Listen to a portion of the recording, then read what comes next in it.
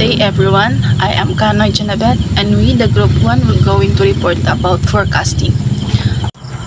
So we have here the forecasting outline. Under the forecasting outline, we have forecasting in operation management, science and art of forecasting, 7 steps in forecasting, categories and models of forecasting, measure the forecast accuracy, selecting the best, and also forecasting in service.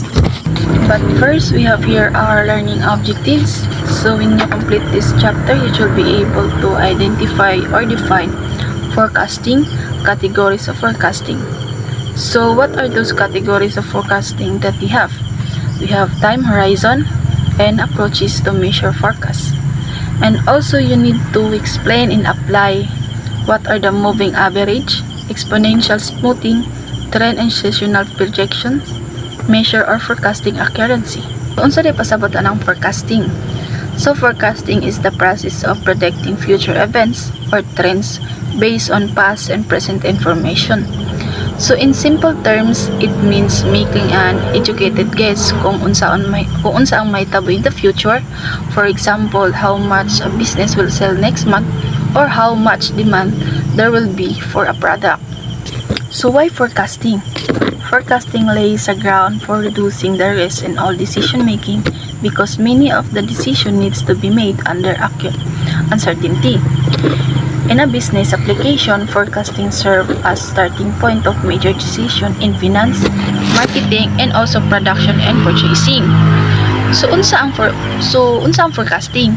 So ang forecasting is makatabang ni siya para mabawasan ang risk sa mga pagbuhat sa mga decision, lalo na nga dili uncertain ang mga gibuhat.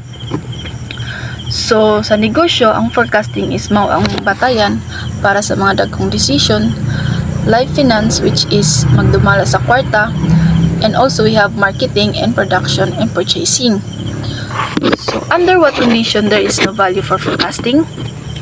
So under what condition there is no value for forecasting? Wala na pulos ang forecasting kung okay na or sigurado na ka sa imong decision o kung kabalo na ka kung unsay mahitaboan na. So next we have here decision requiring forecasting and operation management. So mao ni ang mga decision na kinahanglan og forecasting. So first we have here the predicting demands of a new and existing products. It means estimating kung pila ka product customer will buy in the future. Ginabuhat ni aron maplano sa negosyo pila ka produkto ang mabuhat o paliton para dili mahutdan o masubran ang stocks. So for an example, for a new product, ang bad product na like bakery, nagplano na magbaligya og new type of chocolate donut. So they forecast around 200 donuts per day na masil nila based on the customer interest. So while sa existing product is ang sari-sari store, gina-check sa past sales nila and gina-predict that they will sell 50 bottles of soft drinks per day this summer because of the hot weather. So for example lang na siya. So next is predicting result of new product research and development. So meaning forecasting or estimating what will happen after ang isa ka company nag-create or nag-test og new product. Makatabang ni siya sa manager know if ang new product is mag-succeed, like people will buy it or if it will make a profit. So for an example, ang isang company nag-create og bagong flavor sa milk tea. So before selling it, they forecast if the customer will like it or ganahan bang customer ana o kung pila ka cups they might sell per day and how much in income it could bring. So kung ang forecast is magpakita og good result, so ipadayon nila ang produkto, and if not, i-improve nila kung unsay dapat i-improve atong product. So next is projecting quality improvement. So means predicting or planning on how the quality of a new product or service can get better in the future. So makatabang ni sa business to set goals and also make their product stronger or more satisfying for the customers. So for an example, a car company nagplano nga mag-buy next year og model is will have a better fuel efficiency and safety features. So, example lang to siya. So, next is anticipating customer needs. So, it means trying to predict og sabot kung unsang gusto sa mga customer. So, for an example, ang cellphone company, na-notice nila nga ang mga tao gusto na karon like faster internet. So, nagplano sila nga mag-release of 5G phone next year. So, for example lang po na siya. So next we have here predicting cost of materials. So meaning ginatan siya kung pila ang mga presyo sa mga materyales. So for an example, furniture company that predict that ang price sa wood is nag-increase next month. So they buy extra wood na while barato pa siya. Next is decision relevant to demand forecast. So, kani siya is morning decision na nakabase sa demand forecast. So, first we have here selecting product portfolio. So, meaning pagpili kung unsa ang mga product or product nga i-produce or ibaligya. So, for an example, ang cellphone company nag-release og bagong model sa cellphone pero undangon tong mga old models like atong mga karaan na gyud. Kay tungod sa gamay na siguro ang halin or dili na ang ilang kuan silang business di na kusog. So second, we have here predicting a new facility location. So deciding kung asa pwede magtindog og bagong produkto or negosyo. So for na example sa fast food company. So uses nagamit og forecast ang fast food company to find out sa mga city nga daghan og customer like crowded nga city, and also dito ka mag-decide if ang kadto siya nga city is daghang tao, so pwede ka mag-open og branch dito, bago nga branch. So next we have here anticipating labor requirements. So kani siya is ginatukoy ni kung how many worker ang need sa business and what skills they should have. So ginabuhat ni aron ma-prepare ang company through hiring, training, and signing the workers.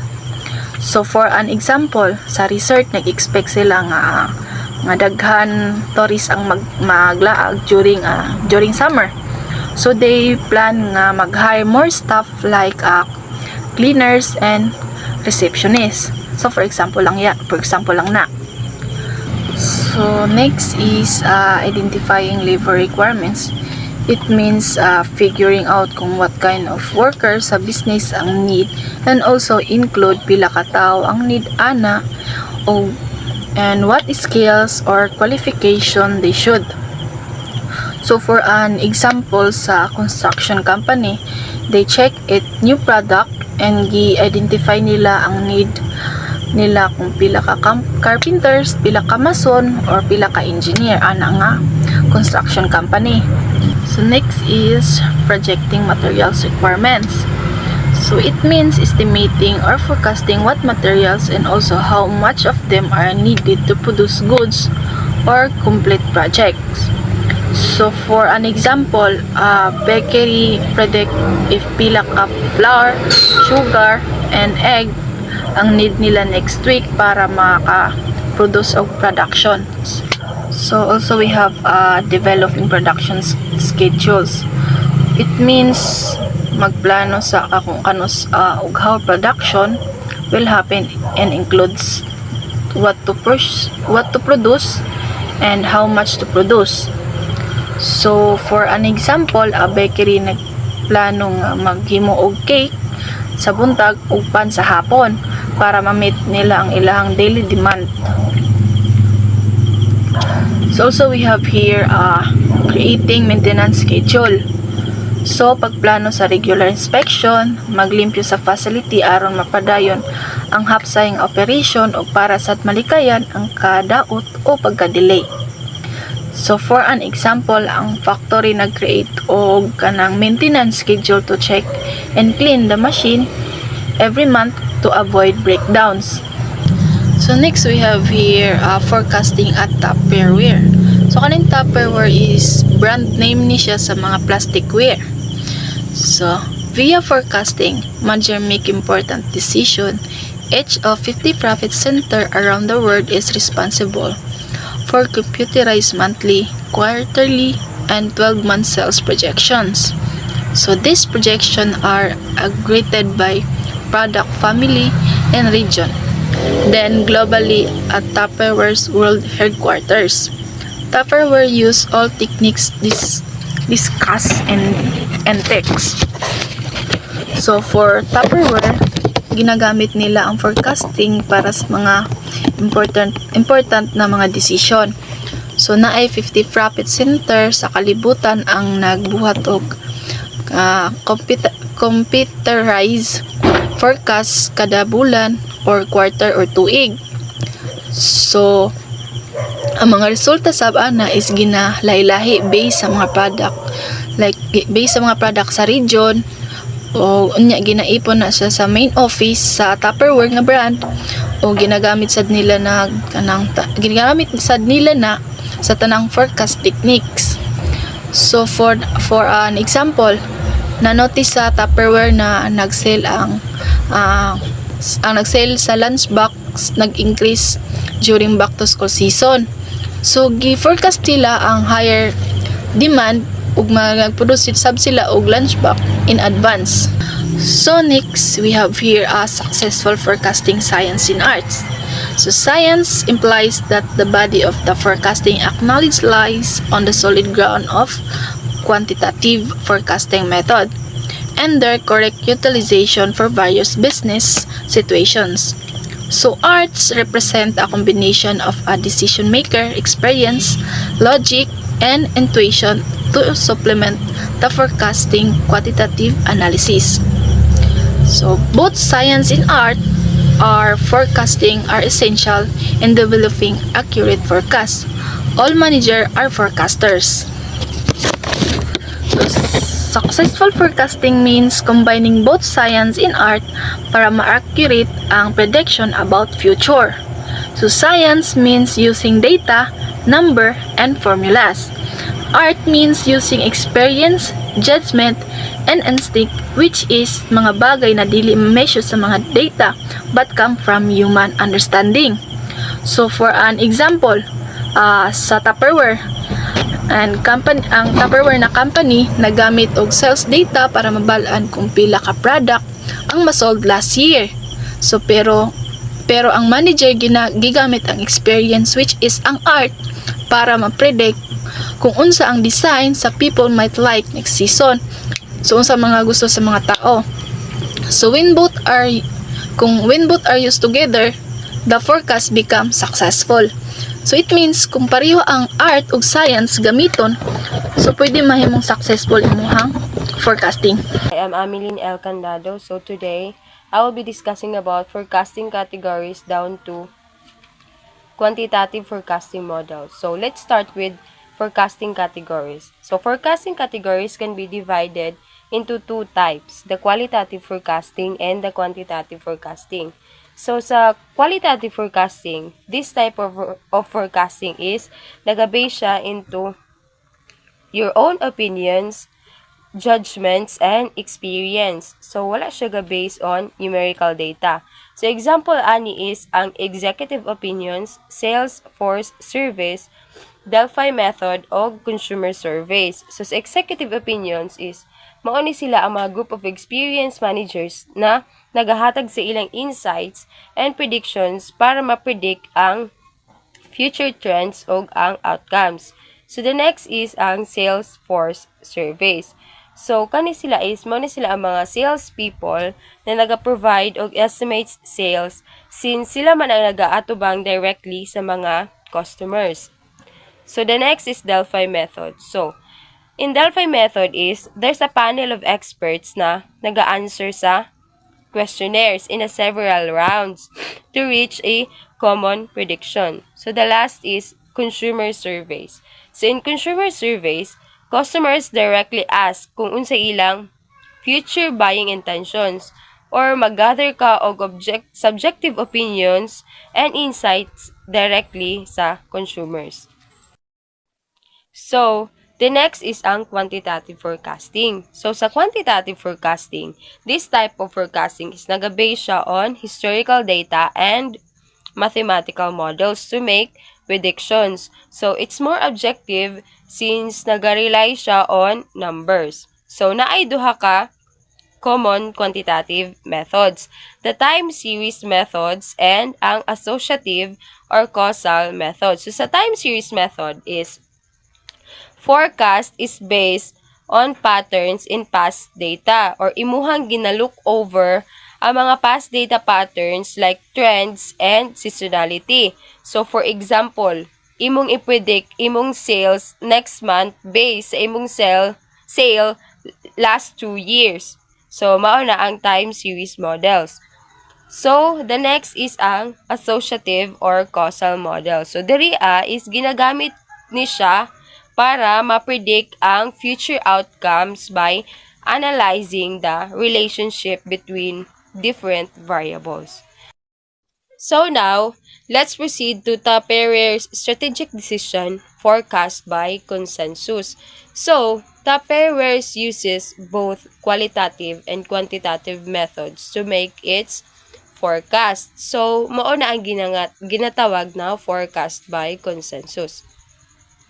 So, nagagather sila og inputs from different departments such as sales, marketing, finance, o production.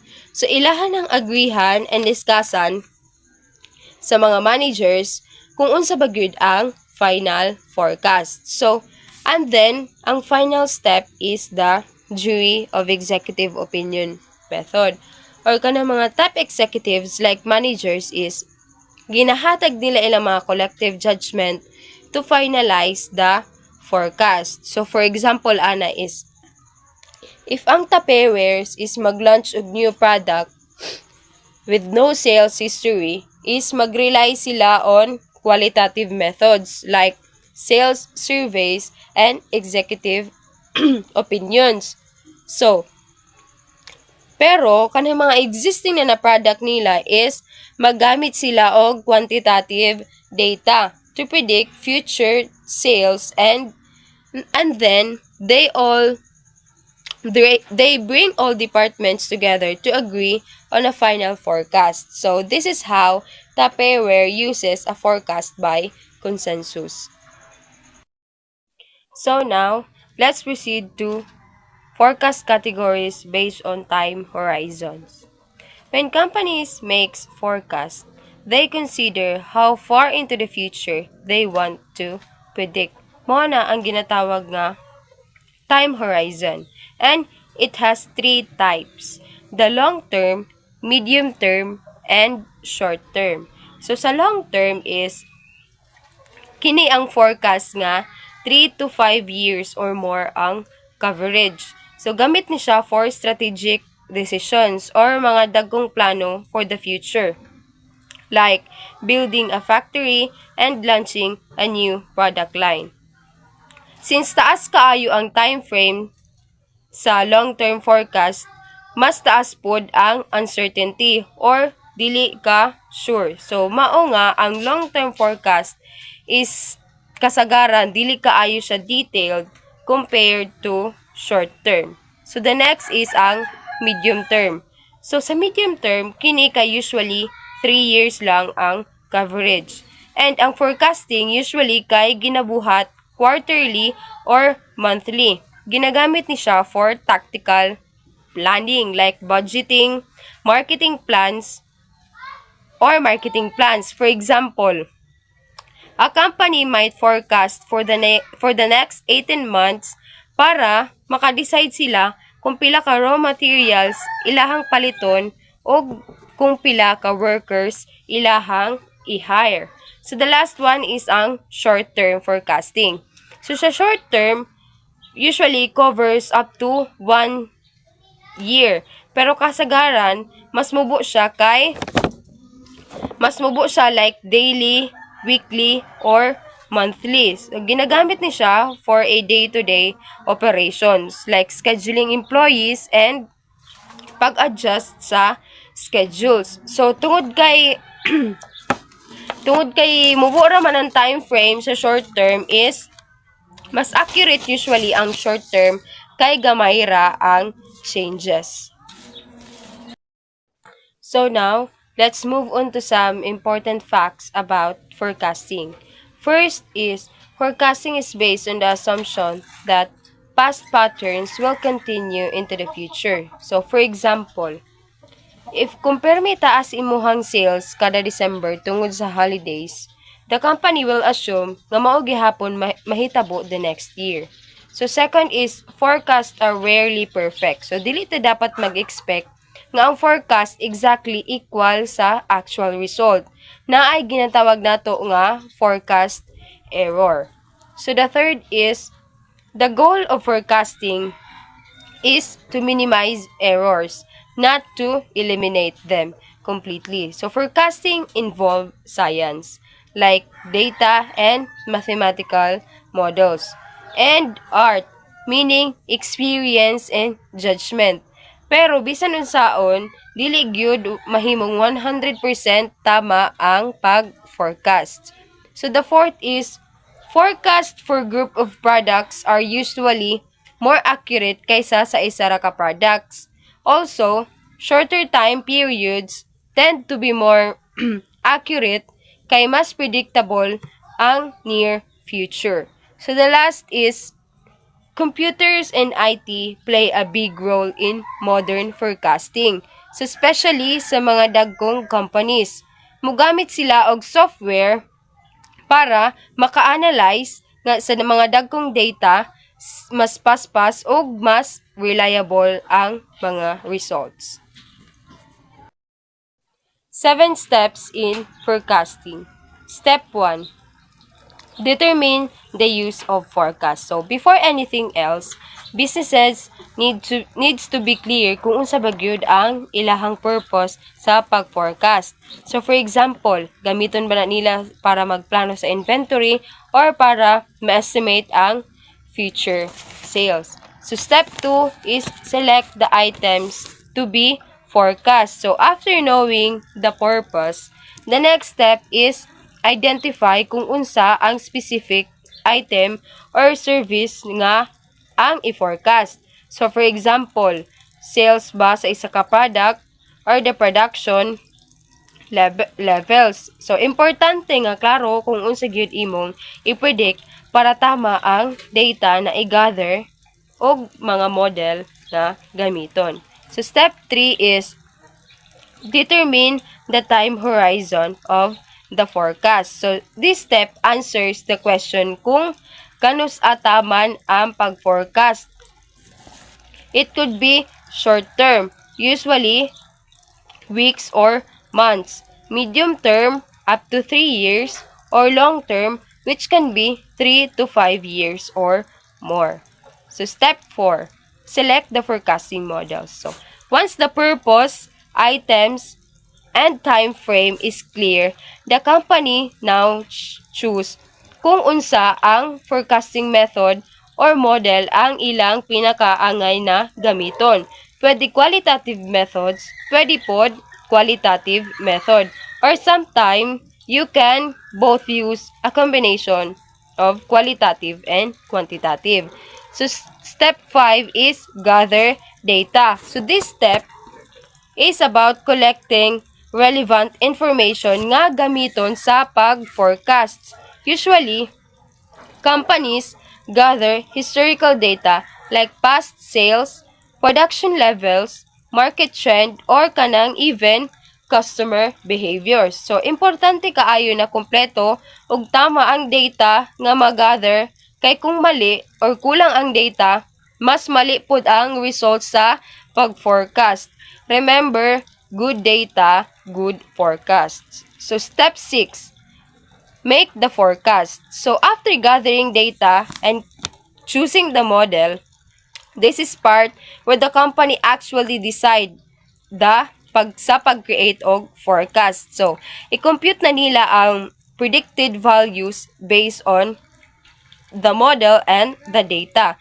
So, sa part ani, gikan raw data, mahimo na siyang useful information nga makahatag og idea kung unsay mahitabo in the future.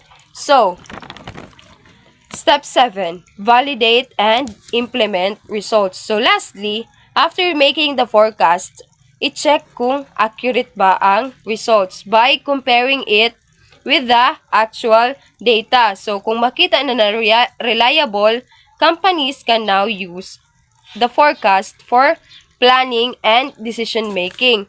Pero kung mali ang results, they can adjust the models and review the process. Quantitative methods. So there are main two types of quantitative methods. The time series method and the associative or causal method. So sa time series method time series is a set of data na naga-collect over time at a regular intervals like daily, monthly, o yearly. So this method looks at the past pattern sa data like trends and seasonality. And gamiton din nila to predict future values. Like, for example, so kung ang sales sa isa katindahan is permi mo taas kada December tungod kay holiday season man, the model will also use that pattern to forecast na taas gihapon ang sales sa sunod December. So the next is ang associative or ang causal method. So this method uses other related factors to make forecasts. Example, so kung gusto nimo ma-forecast ang sales sa payong, tan-aw nimo ang rainfall data. Kay kung mag-ulan pirmi, it's natural na daghay mo palit og payong. So now, let's proceed to quantitative forecasting models. So, there are two main categories of quantitative forecasting models, the time series models and the associative models. So, let's start with the time series models. There are several types of time series model. The first is naive forecast. So, this is the simplest method. Ang forecast for the next period kay pareho lang sa last actual data. For example, kung ang sales karong bulan kay 10,000, the forecast for the next month is also 10,000 pesos. The next is ang simple moving averages.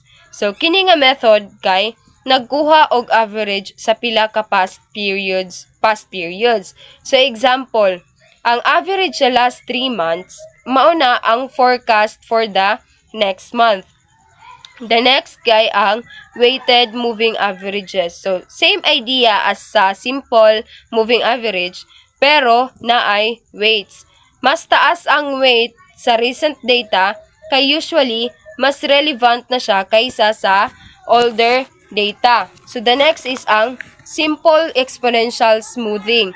So, this method is nagagamit og past data plus ang smoothing constant to forecast. So, mas dali siya kaysa sa moving average. Kay di na kinahanglan og daghang past data. Just the previous forecast and the actual data. The next is ang exponential smoothing with trend. So, similar to simple exponential smoothing, pero gina-consider pod ang trend like kung permi mo saka or mubaba ang data over time. So this is more accurate sa forecast kay if ang data is mag-show og consistent upward or downward pattern. So the next is ang linear trend projection. So, this method uses a straight line to fit the data points and project future values. So, the last one is ang time series decomposition. So, kini nga method kay gina-break down ang data into components like trend, seasonality, cycles, and random variations. So, now let's proceed to the associative or causal model. So, simple linear regression. So, this uses one independent variable para ma-predict ang dependent variable. So, example, using advertising expenses to predict the sales. The next is ang multiple linear regression. So, this uses two or more independent variable to forecast the dependent variable. The last is ang non-linear regression. So this is used kung ang relationship sa variables kay dili straight line. Example, kung curve or complex ang pattern, non-linear regression ang gamit. Stationary time series pattern, the data stays around average value over time. Mutaas o mubaba lang siya gamay. Yang changes is random siya. Kuntahay for example sa graph, if permi ginasukod iyahang benta or sales, usahay na sa 450, 460 o usahay 440 pesos. Nagatuyok-tuyok lang siya around ana nga average. Sa forecasting method naa siya'y naive, moving average and exponential smoothing. Ang naive method ginagamit niya ang last data para sa sunod nga prediction.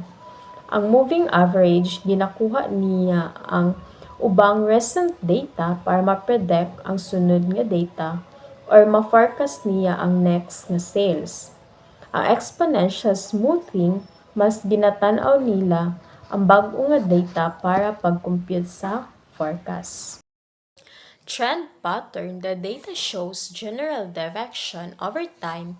It's either increasing siya pataas or decreasing pababa in several periods. For examples, if sales are slowly going up every month, that shows an upward trend. If ang sales slowly going down, that's a downward trend. So in short, ang trend pattern, ang data consistent siya pataas man or pababa over time, dili siya random lang nga na ay changes.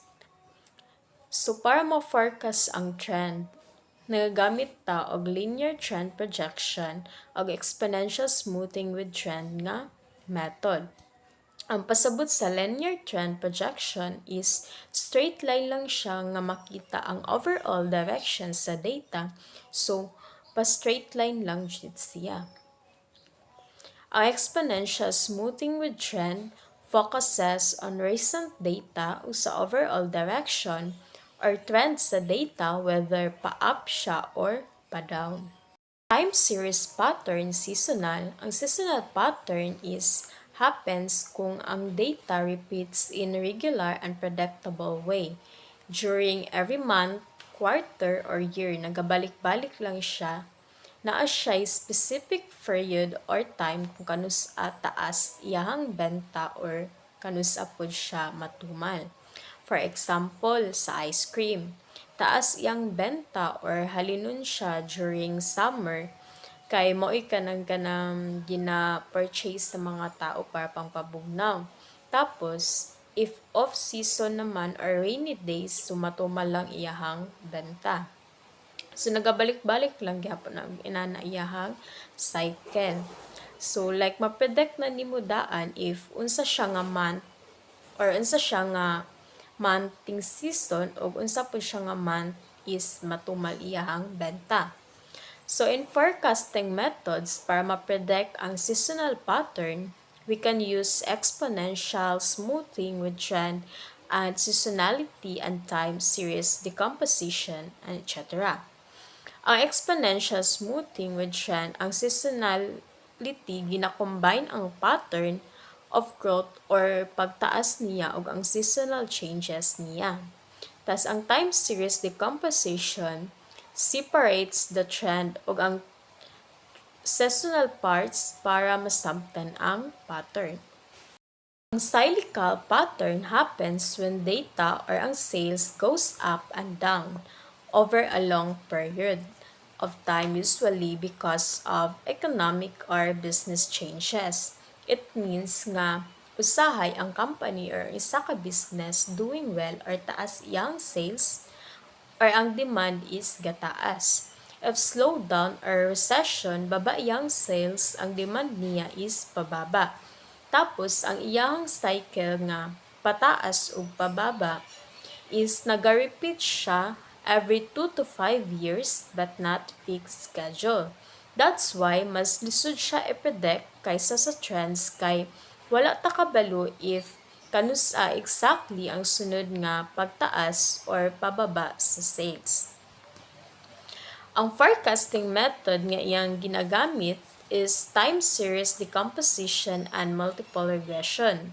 Ang time series decomposition is ginasiparate niya ang data into parts, trend, cycle, and etc. para mastadihan ang pattern.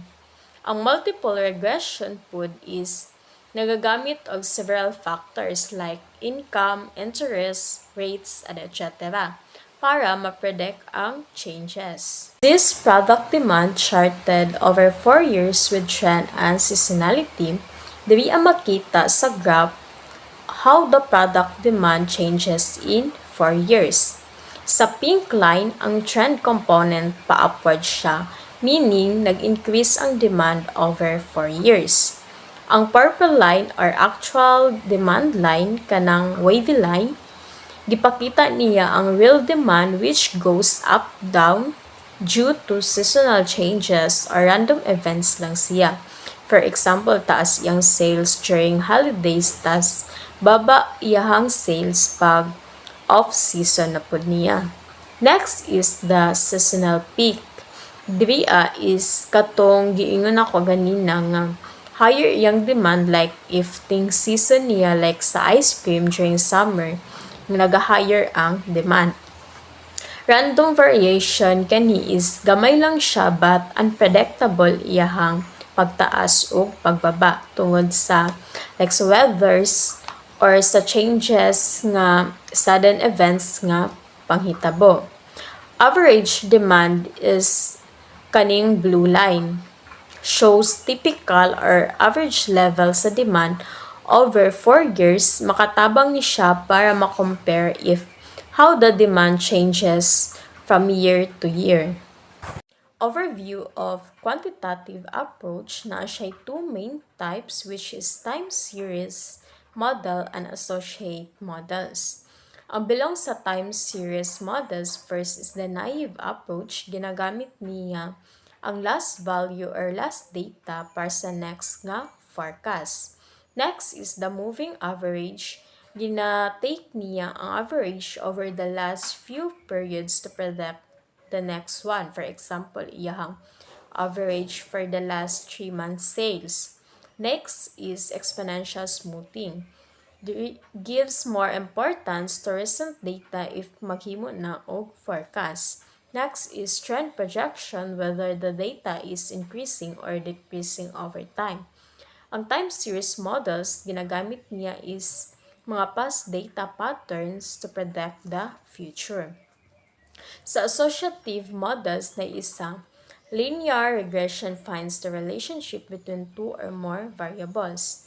Example is, gina-predict niya ang sales based on advertising budget. When ads increase, ang sales pod ang nag-increase.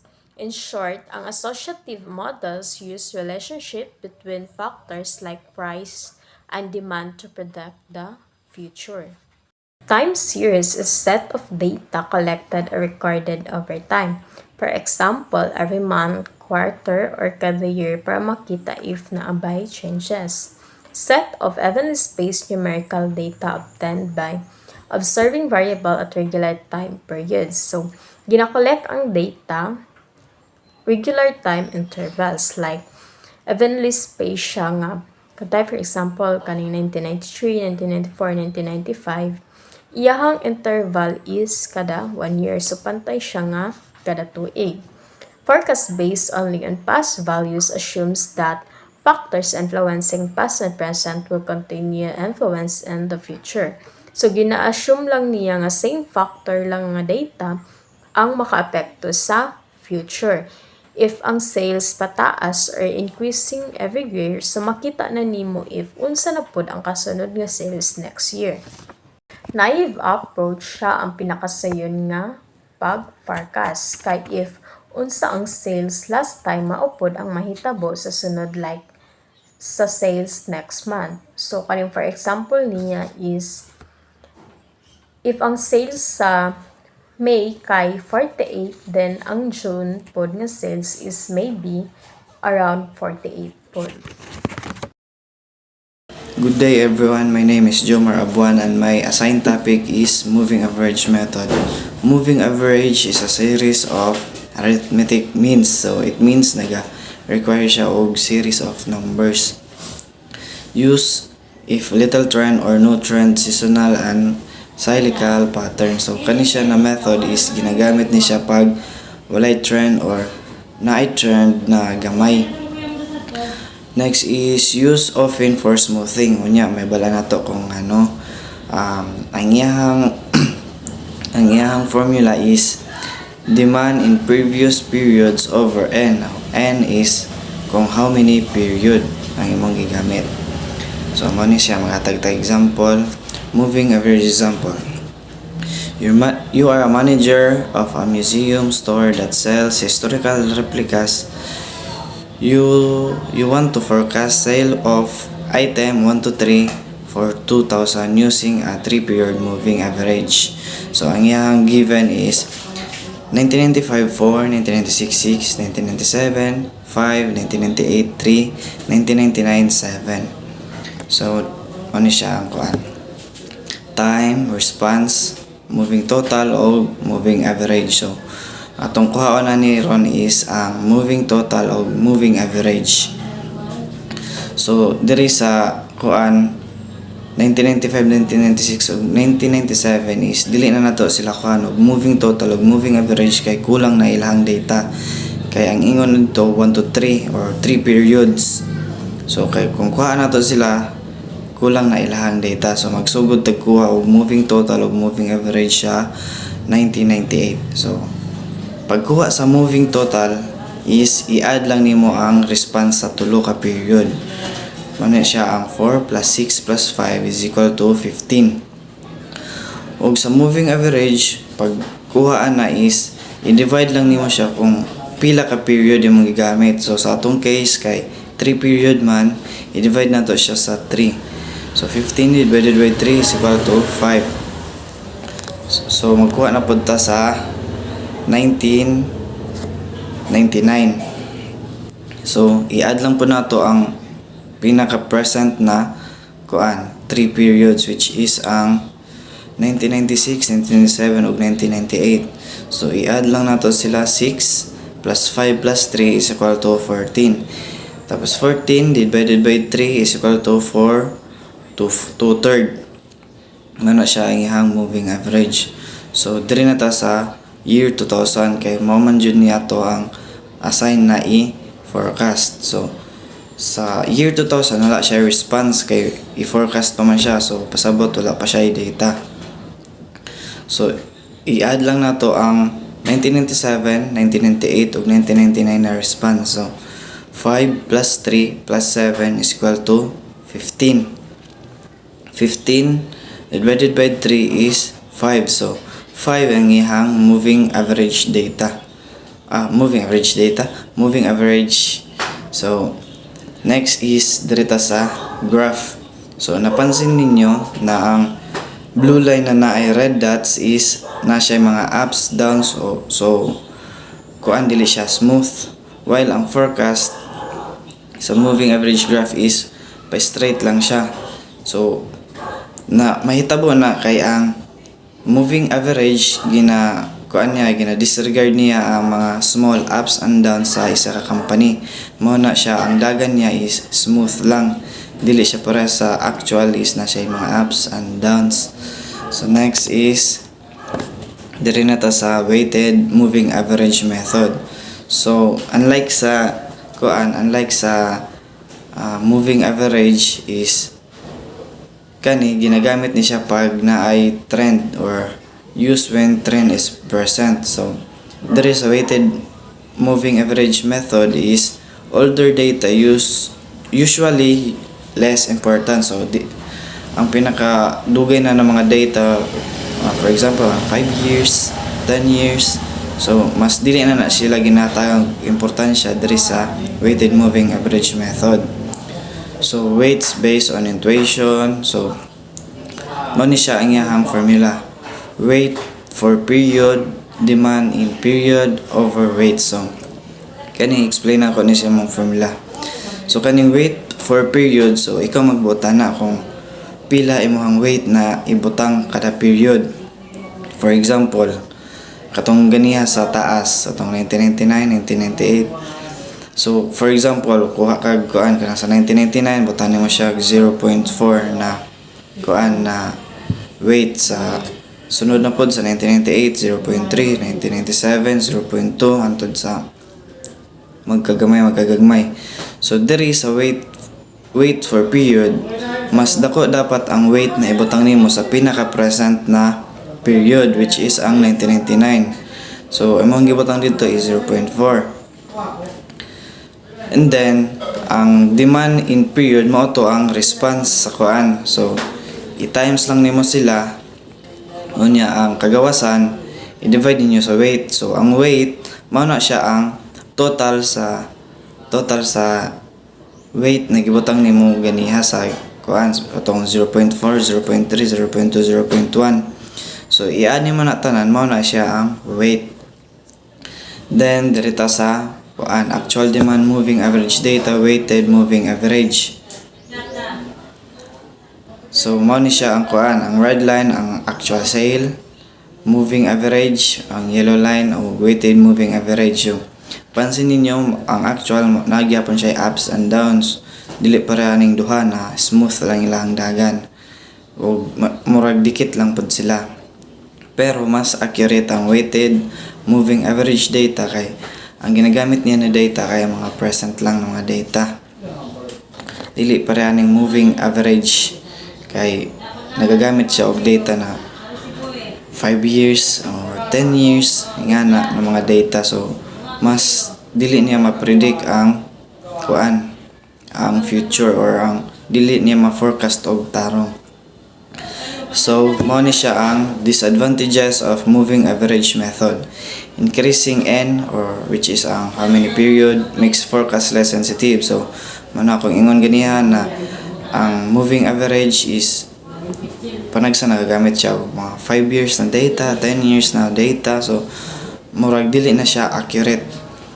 Next is do not forecast trend well due to delay between actual outcome and forecast. So mao na ako ingon kay tungod na daghan siya data, panagsa ma-delay ang iyang kuan, mga outcome ug forecast. Next is difficult to trace seasonal and cylindrical. So dili siya maka-trace og kuan, murag lisod siya maka-trace og mga seasonal ug cylindrical patterns. Next is require much historical data. Ano ako ingon ganiha na nagagamit siya 5 years na data, 10 years na data. So kani siya moving average is nagagamit jud siya og kuan, daghan na historical data. Then weighted moving average may perform better. Mao na akong ingon ganiha na mas accurate ang moving average method kaysa sa moving average. So mas accurate jud ang weighted moving average. So kasagaran mao ni siyang ginagamit kay mas ma-forecast niya og tarong kay kuan, kay ang ginagamit niya na data is kanang mga present. Mogamit siya og mga dugay-dugay na data pero mas less na important na to siya. So that's all. Thank you. So, my topic is exponential smoothing method. So, for it is form of weighted moving average, which decline exponentially. Most recent data weighted most.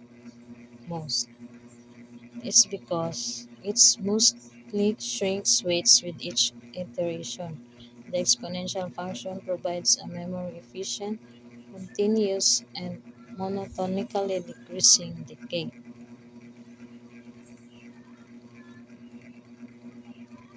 So it requires smoothing constant A ranges from 0 to 1. Subjectively chosen, it involves little record keeping of past data. So nag-provide na o siya og record na past data siya. So next slide is exponential smoothing equation. So maano siya formula para mas masabtan unsay definition sa mga exponent and variable. So f T sa gamay equals forecast value. AT equals actual value. A small letter is smoothing constant. So, this sa baba is used for computing forecast. Forecast value equals smoothing constant actual value T minus 1 plus smoothing constant times 1 minus A times A T minus 2 plus A times 1 minus A and so on so forth. So next slide is exponential smoothing example. So para mas masabtan gid siya unsa gid ang exponential. Next example. You're organizing a Kwanzaa meeting. You want to forecast attendance for 2000 using exponential smoothing. A may equals 0.10. The 1995 made in 1994 forecast was 175. So actual data is 1995, 180, 1996 is 168, 1997, 159, 1998, 175, 1999, 190. So next slide is exponential smoothing solution. So here's the solution kung unsa pagkuha sa forecast sa exponential. So gamito na to tong formula ganina nag-introduce and forecast F. Then A equals 0.10. So ang 175 is ano siya ang given to sa problem. So next slide is para makuha ang iyang makuha ang iyahang kani sa formula is ang A equals 0.10 then i-follow na to yung formula 175 plus 0.10 then kuan na to ang actual niya nga 180 sa first mao na tong ibutang dito sa AT minus 1. So mao na siya ang 180 minus 175 na pod. So ang 175 mao na siya ang forecast value na given na siya daan. So 175. So equals next slide equals 175.50. So next mao gyapon to siya ang pamaraan. 175.50 ay dito. Ang 175.50 ibutang nimo siya sa second table then i-plus nimo siya sa 0.10 times 168 sa ikaduha na table ito sa 1996. Then i-minus nimo na po siya sa 175 which is ang forecast value equals 174.75. So and so forth. Ingato lang siya din. Kung sa equals niya, so 174.75, i-plus na po dito. Same process lang siya. Hantod sa mo ato siya sa last. Then, the total is NA na siya sa 2,000. It is because wala siya actual. Actual na. Then, exponential smoothing graph. So, ang sales niya is the more na nagkababa, baba siya sa past, the more po siya kataas. Then,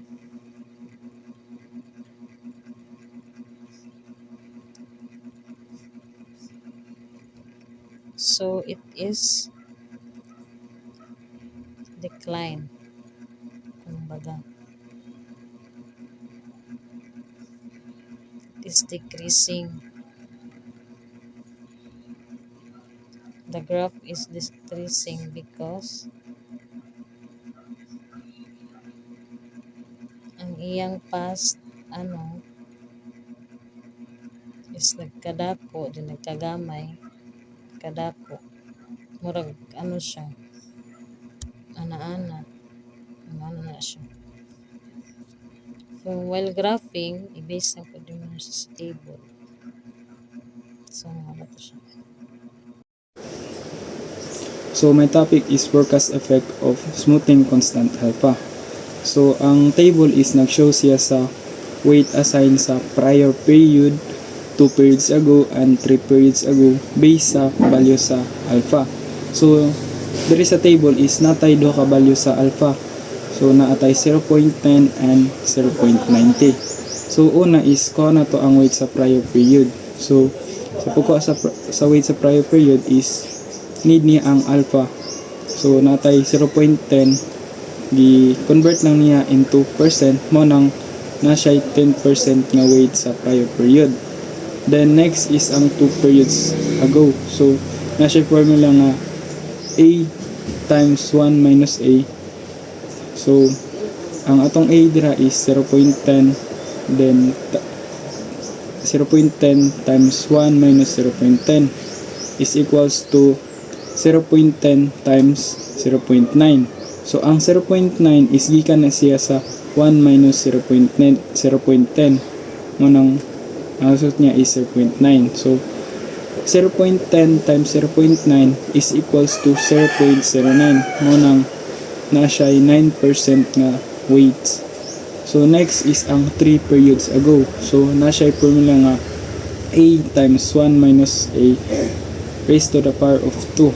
So 0.10 times 1 minus 0.10 raised to the power of 2 is equals to 0.10 times 0.9 raised to the power of 2 is equals to 0.10 times 0.81.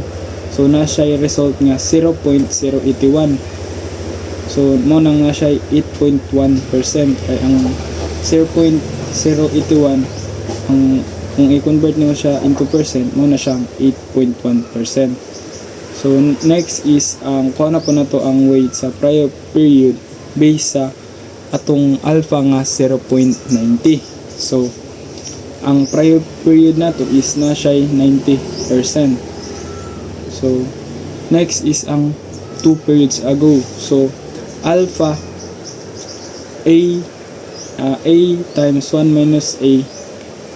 So 0.90 times 1 minus 0.90 is equals to 0.90 times 0.1.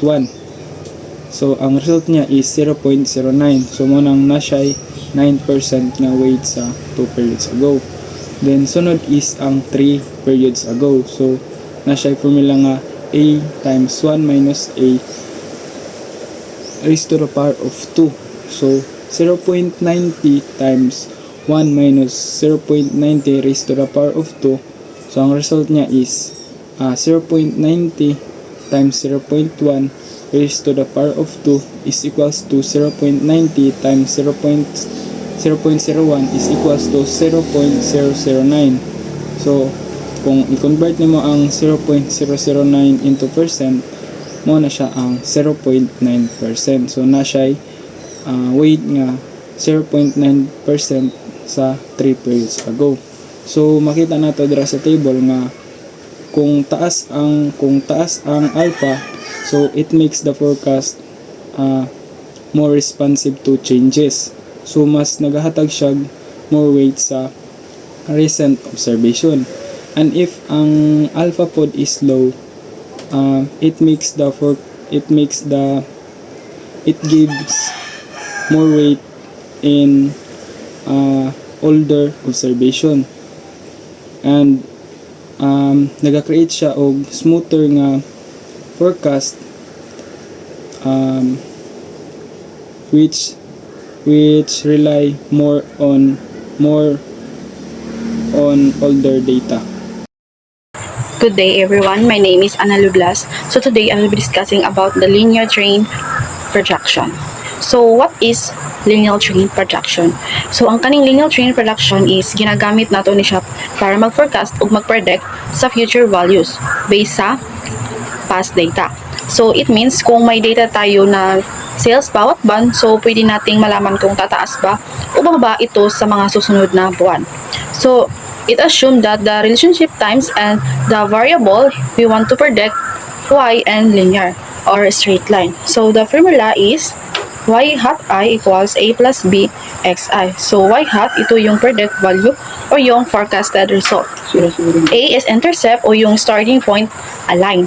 B is the slope na nagsasabi kung gaano kabilis tumaas o bumaba ang trend. And X is time period. So next naman is linear train production model. So dito sa graph is makikita natin ang linear train ay straight line. So pwede pataas which is positive or pababa which is negative. So kapag pataas ang line, it means increasing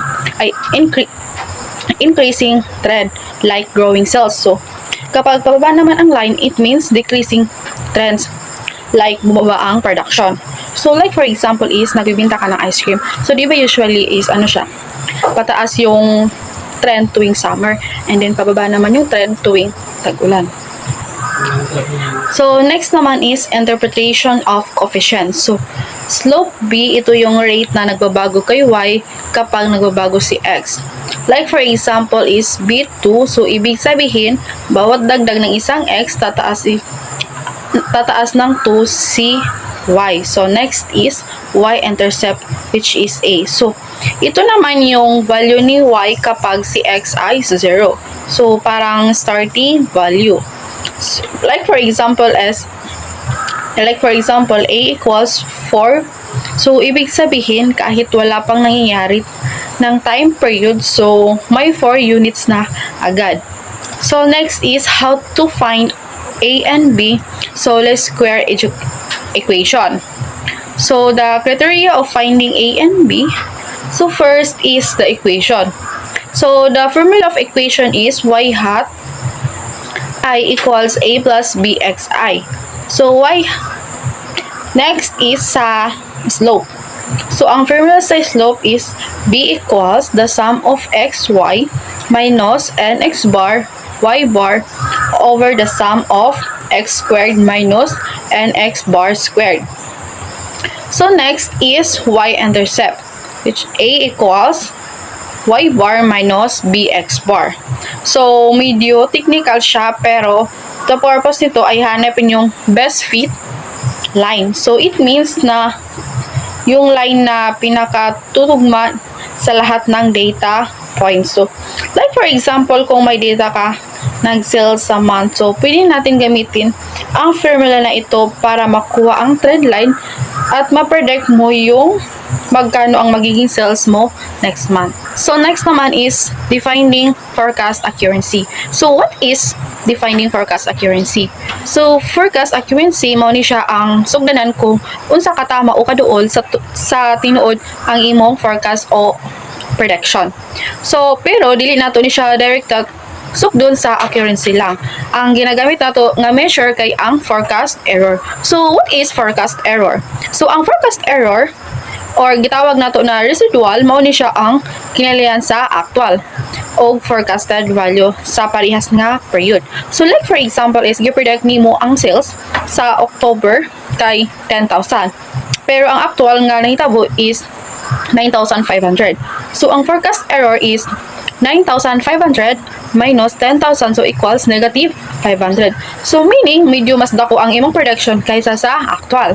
So ang rule ani, the smaller the forecast error, the better. So kung gamay ang error, pasabot dora kayo ang imong forecast sa tinuod nga mahitabo, which means mas accurate ang imong forecast.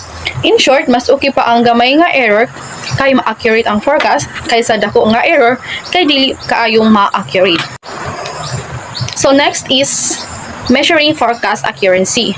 So ang MLD kay nag-measure ka kung pila ka average or error sa atong forecast. Meaning, gitanaw nato unsa kalayo o kaduol ang forecasted value sa actual value sa kadaghan nga period. So, kumbaga, ang MLD kay average sa mga error.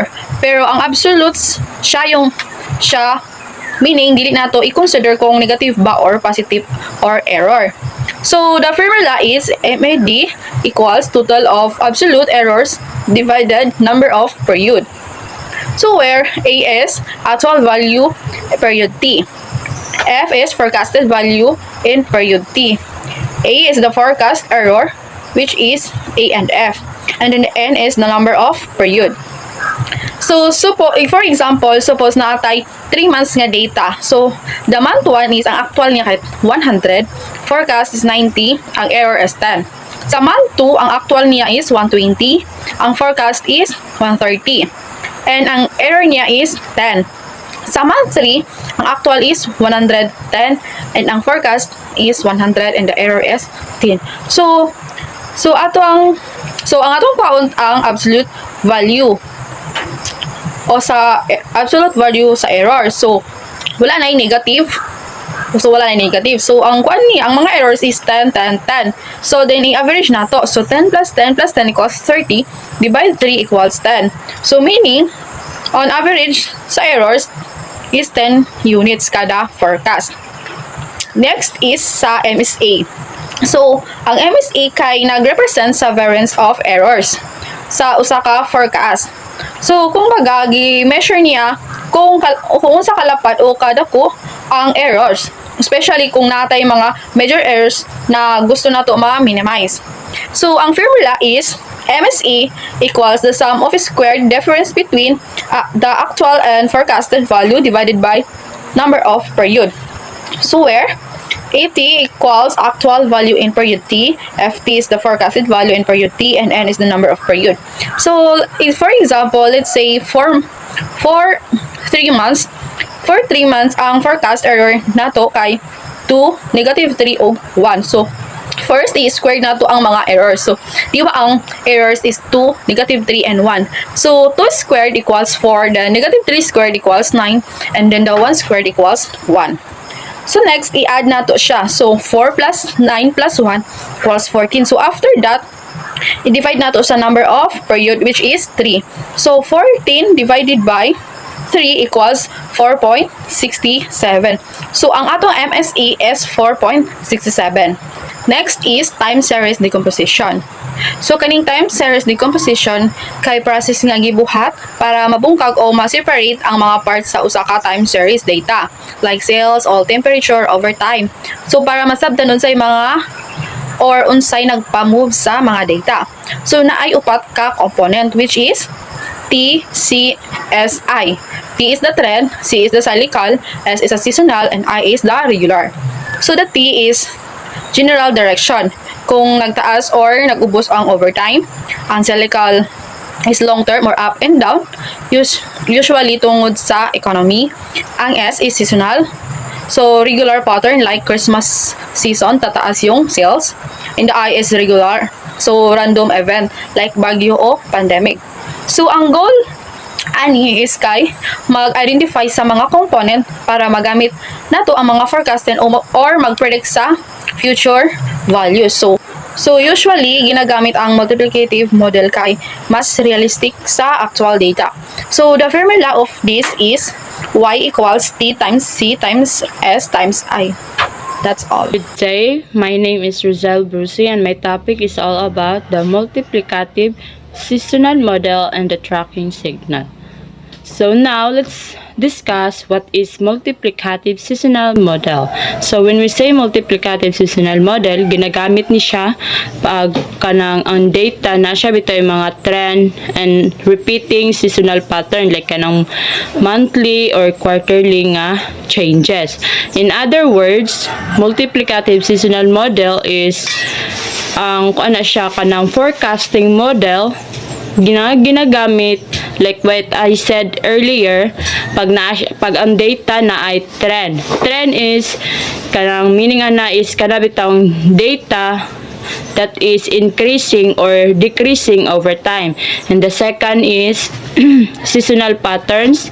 It means that it shows regular patterns that repeat like kanang If, for example, na siya higher sales in summer or lower sales in winter. And the last one is irregular. Irregular means that it's a random or mga unexpected changes na dili nimo siya ma-predict, such as weather or mga special events.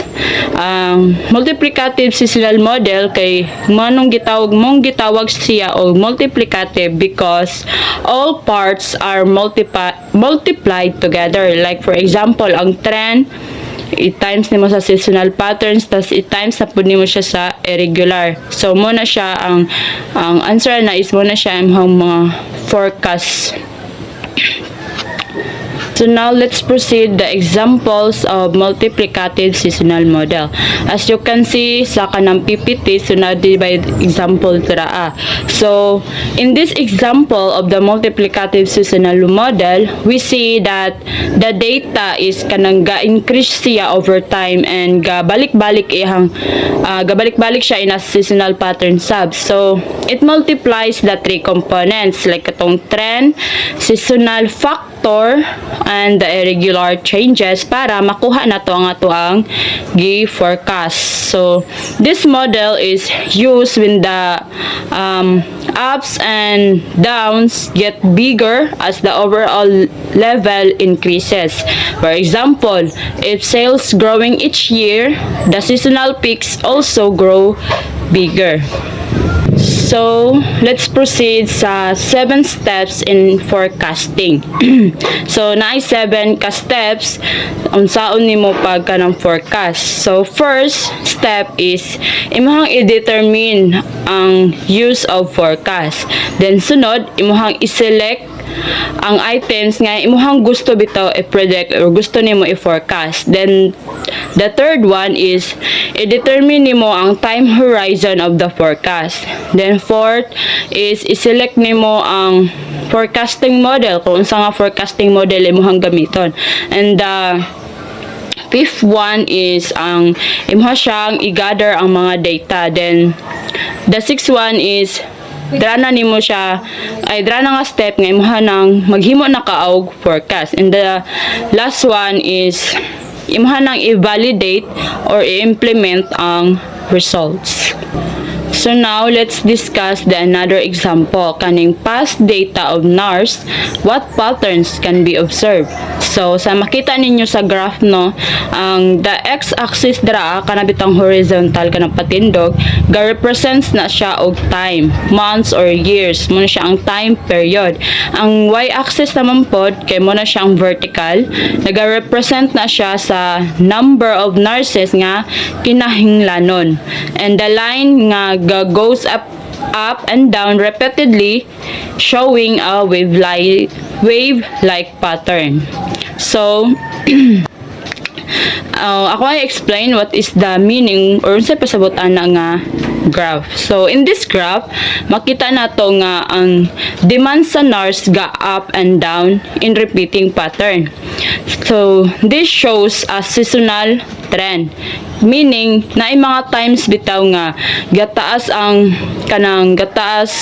nga ang demand sa ilahang kinahanglanon nga nurses. Like for example, during sa kanang mga flow season. So makita po nato sa graph nga murag gababa. So pasabot ana naay mga times nga gamay lang sab ang ilahang kinahanglan ng mga nurses. So, naay another na pod na example sa makita ninyo sa PPT. So, ang kaning forecasting issues during a product's life.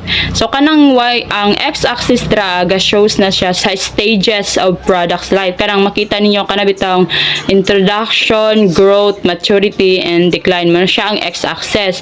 Ang y-axis na pod kanang nagapakita siya sa sales or demand level. Then, the curve rises level up and then eventually goes down. So, explanation for this graph is that this graph shows na ang product life cycle like sa kanang introduction, growth, maturity, and decline. Then, ang sales are low So makita ninyo no nga ang sales kay baba siya pag ang product is bag-o pa lang. Man gataas siya during sa maturity, then baga stay siya sa during kanang gataas siya during growth, hinahinay siya taas, and then pag abot sa maturity steady siya ang kuan bitaw ang katason, then mo fall siya pag abot na sa kanang decline. So the challenge in forecasting is that each stage behaves differently. So, need na to i-adjust ang ato ang forecasting method depende on which stage the product is in. So, each stage needs a different method. Kaya, di ba, dali ra i-predict during maturity. Kaya nga naman, because the sales is steady lang. But hard to predict during growth or kanang decline because na mga instances nga kanang dali ra bitaw bag-o ang mga kwan. There are instances that things change quickly. So sa makita nato sa duha ka graph nga gipakita ka ganina no, it reminds us that ang forecasting depende siya on recognizing patterns. Like for example sa nurse demand, we look for seasonal patterns and trends. Samantalang sa katong sa product, we look at the life cycle stages to choose the right forecasting approach. Let's proceed sa tracking signal. So after nato no nga unsa day pasabot aning tracking signal.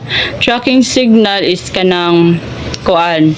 After nato bitaw nga maghahimo og forecast, we use the tracking signal para i-check if ang ato ang gi-forecast is still accurate or needs pa ba siya i-adjust. So, the tracking signal help us see if our forecast are consistently too high or too low. The formula shows how to check if our forecast is still okay. So, we divide the total forecast errors by the average size of those errors. If the result is within positive 4 and negative 4, it means nga ang ato ang forecast is still accurate. But, if it goes outside those limits, it's a warning nga ang ato ang forecast is need siya i-adjust. So, in short, ang multiplicative seasonal model ga-help sa tua to predict, while ang tracking signal ga-help sa tua nga i-check if ang ato bitang prediction is tama siya. Pattern forecast error is nag-analyze na siya sa forecast error sa pila nga panahon ang mulabay. Makita nato ang forecasting model kung accurate ba siya or dili. Example, sa graph number 1, this means is kaning forecasting model is fail siya sa underlying example is growth. Yang kaning ikaduha nga pattern or graph is kaning error is nagkatag-katag. Dili na to mailhan kung pasaka or paubos ba ang iyang linyada. And the next slide is predicting cyclical factors. The first one is investment, public or private. Kung public or private ka nga investors, basta importante is naga-invest mo sa matag usa, mo-grow ang economy, and the second is export. Importante gihapon gayo na kay diha man ta nagakambyo-kambyo og mga product padung sa ilaha. Nya ang ilang mga product padung pud sa tuwa. And the third is business purchasing, consumer confidence and government expanding nga nagatabang og nagahatag og trabaho sa mga tao. And the next slide is advanced forecasting method, adaptive smoothing. Kani siya nga method is automatic siya nga mo-adjust sa forecasting parameters as data changes. Focus forecasting techniques, dili na siya mo technique na siya para ma-convert sa different forecasting models or mamili as sa nindot na platforms sa current data. Nya applications in trouble cell retail sectors is ginagamit ni siya para ma-predict ang mga consumer demand, manage inventory, and plan sales promotion. Next is application and marketing. Means is it guides the decision or advertising, pricing, and product launches. And lastly is application and finance and accounting. Makatabang pud ni siya for budget planning o investment decision and risk management. Thank you.